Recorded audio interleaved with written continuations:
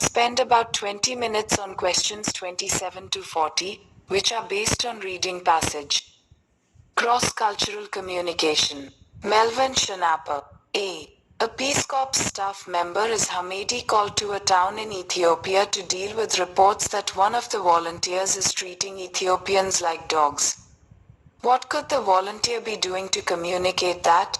Another foreign volunteer in Nigeria has great trouble getting any discipline in his class, and it is known that the students have no respect for him because he has shown no self-respect. How has he shown that? Neither of these volunteers offended his hosts with words. But both of them were unaware of what they had communicated through their non-verbal behavior. In the first case, the volunteer working at a health center would go into the waiting room and call for the next patient. She did this as she would in America by pointing with her finger to the next patient and beckoning him to come. Acceptable in the States, but in Ethiopia her pointing gesture is for children and her beckoning signal is for dogs. In Ethiopia one points to a person by extending the arm and hand and beckons by holding the hand out, palm down, and closing it repeatedly. In the second case, the volunteer insisted that students look him in the eye to show attentiveness, in a country where prolonged eye contact is considered disrespectful. B.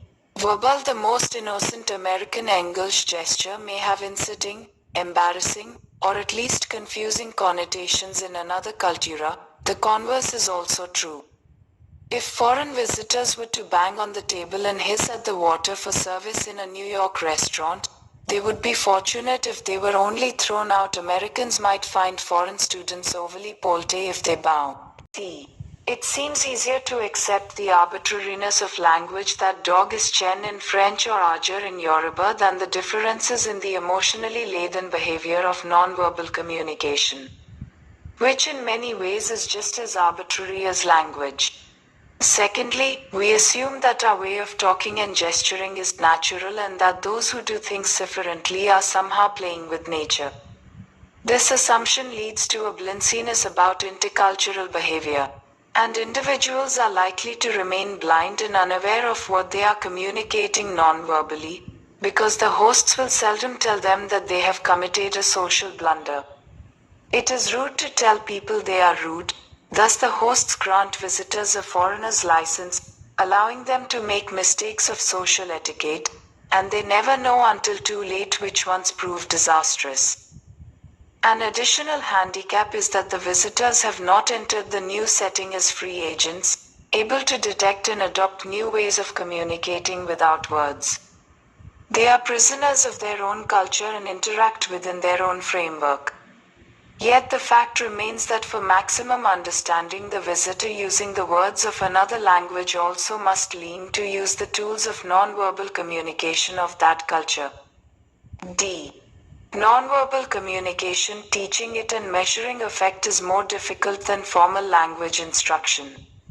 But now that language has achieved its proper recognition as being essential for success, the area of nonverbal behavior should be taught to people who will live in another country in a systematic way, giving them actual experiences, awareness, sensitivity. Indeed, it is the rise in linguistic fluency that now makes nonverbal fluency even more integral. A linguistically fluent visitor may tend to offend even more than those who don't speak as well. If that visitor shows ignorance about interface etiquette, the national may perceive this disparity between linguistic and non-linguistic performance as a disregard for the more subtle aspects of intercultural communication.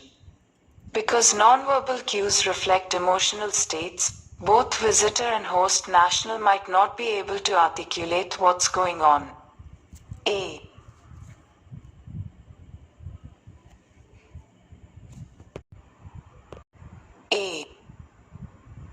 Difficult to map out all the nonverbal details for every language that the Peace Corps teaches.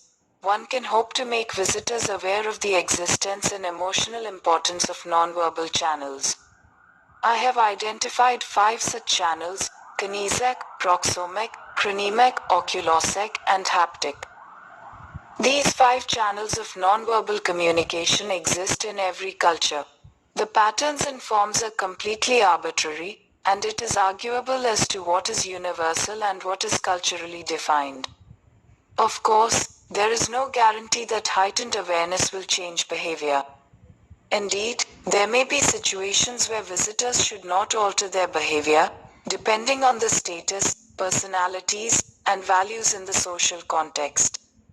But the approach seeks to make people aware of an area of interpersonal activity that for too long has been left to chance, or the assumption that visitors to other countries will be sensitive to it because they are surrounded by it.